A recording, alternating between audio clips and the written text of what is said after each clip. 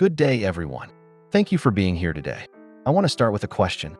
What's the heaviest thing you're carrying right now? Not in your hands or your bag, but in your heart. Maybe it's a grudge against someone who betrayed you. Maybe it's anger at a parent, a friend, or even yourself. Whatever it is, I'm here to tell you that you don't have to carry it forever.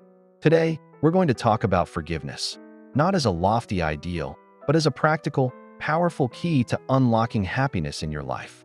I know what you might be thinking. Forgiveness? That's easier said than done. And you're right. It's hard. It feels unnatural, especially when someone has hurt you deeply. But here's the truth. Forgiveness isn't about letting the other person off the hook. It's about setting yourself free. It's about reclaiming your peace, your joy, and your power. And I'm going to show you why, with science, stories, and steps you can take today. 1. Forgiveness rewires your brain for peace.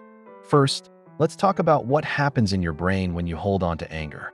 Imagine this. Someone cuts you off in traffic, or worse, a colleague takes credit for your work. Your heart races, your fists clench.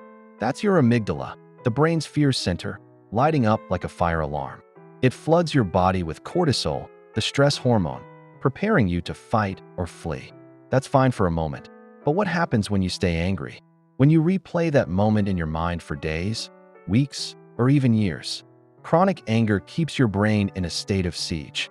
Studies from the Greater Good Science Center at UC Berkeley show that prolonged resentment is linked to higher blood pressure, inflammation, and even heart disease. A 2017 study in psychosomatic medicine found that people who hold grudges have a 20% higher risk of cardiovascular issues. That's right, your grudge isn't just hurting your mood, it's hurting your body. Now, here's the good news. Forgiveness flips the script.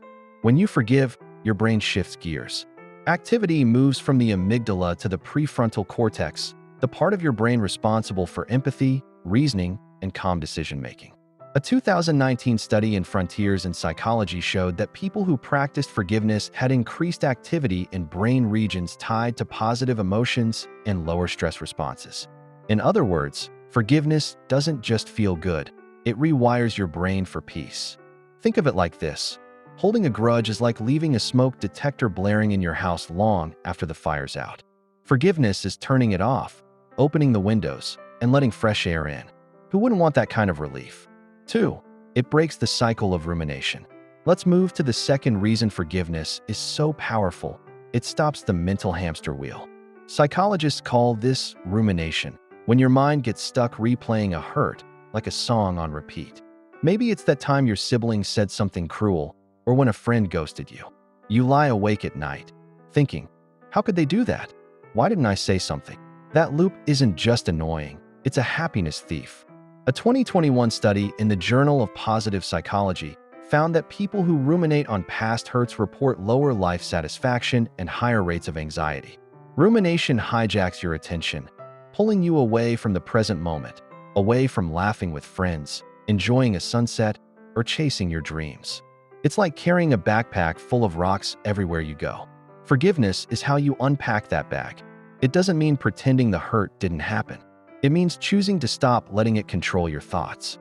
I love what author Lamott says. Not forgiving is like drinking rat poison and expecting the rat to die. When you forgive, you're not erasing the past. You're refusing to let it own your future. Let me share a quick story. A friend of mine, Sarah, held a grudge against her ex-boss for years after he unfairly fired her. She'd replay his words, imagining what she'd say if she saw him again. It consumed her. One day, she decided to write him a letter, not to send, but to release. She poured out her anger, then wrote, "I forgive you, not because you deserve it, but because I deserve peace." She burned the letter. And you know what? She said it was like a weight lifted. She started sleeping better, smiling more. Forgiveness broke the cycle. 3. It strengthens relationships. Now, let's talk about relationships, because happiness thrives on connection. Whether it's with family, friends, or a partner, no relationship is perfect. People mess up. They say things they regret. They let you down. If you hold on to every offense, you build walls where there could be bridges. Forgiveness is the glue that keeps relationships alive. A 2020 meta-analysis in Personality and Social Psychology review looked at dozens of studies and found that forgiveness in relationships leads to greater trust, commitment, and satisfaction. When you forgive, you're saying, "This relationship matters more than my pride." And that's powerful. But here's the thing. Forgiveness isn't always about reconciliation. Sometimes, the person who hurt you isn't safe or willing to change. You can still forgive for your sake. For example, I read about a woman named Maria who forgave her abusive father, not to let him back into her life, but to stop his shadow from darkening her future. She said, "I forgave him so I could love my kids without fear." That's the beauty of forgiveness. It frees you to build better relationships, even if it's with others. Think about your own life. Is there someone you're keeping at arm's length because of a past hurt? What might happen if you let that go? Forgiveness doesn't just heal old bonds. It makes room for new ones. 4. It boosts your self-esteem. Here's another surprising benefit. Forgiveness makes you feel better about yourself. When you hold a grudge, it's easy to fall into a trap of self-judgment. You might think, "How could I let them treat me like that? Why didn't I fight back?" That shame eats away at your confidence. Forgiveness turns that around. By choosing to let go, you're saying, "My worth isn't defined by what they did to me." A 2018 study in the Journal of Counseling Psychology found that people who practiced forgiveness reported higher self-esteem and a stronger sense of control over their lives.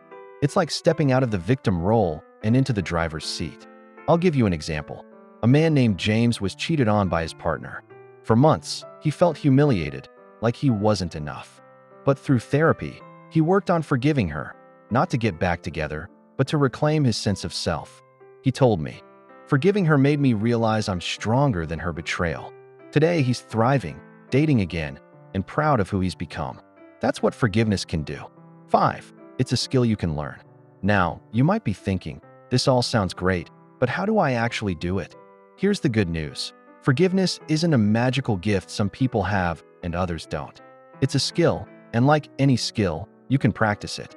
Dr. Robert Enright, a pioneer in forgiveness research, developed a 20-step model that's been used in therapy in schools. It starts with acknowledging the pain, then committing to forgive, and finally reframing the offender as a flawed human, not a monster. In studies, people who follow this process report feeling lighter, happier, and more hopeful. You don't need a PhD to start. Try this. Write about the hurt in a journal. Describe what happened, how it made you feel, and what you want to let go of. Or imagine the person who hurt you as a child. What pain might they have carried that led to their actions? This doesn't excuse them, but it helps you see them as human. These small steps build the muscle of forgiveness. Practical steps and closing. So, how can you start today? Here are 3 simple steps. Reframe the story. Instead of seeing yourself as a victim, see the hurt as a challenge you're overcoming. Ask, "What can I learn from this?" Write it out. Journal about the pain, or write a forgiveness letter you don't send. Get it out of your head and onto the page. Start small. Practice with minor slights, like a rude cashier, before tackling bigger wounds. Every act of forgiveness strengthens you. If the hurt feels too big, don't go it alone. Talk to a therapist, a friend, or a support group. Forgiveness is a journey, not a race. As we wrap up, I want to leave you with a thought from Archbishop Desmond Tutu. Forgiveness is not an occasional act. It is a permanent attitude. Imagine what your life could look like with that attitude. Less anger, more peace. Less baggage, more joy. You have the power to choose that life. Starting now. So, I'll ask again, what's the heaviest thing you're carrying? And are you ready to put it down? The key to happiness is in your hands. All you have to do is forgive. Thank you.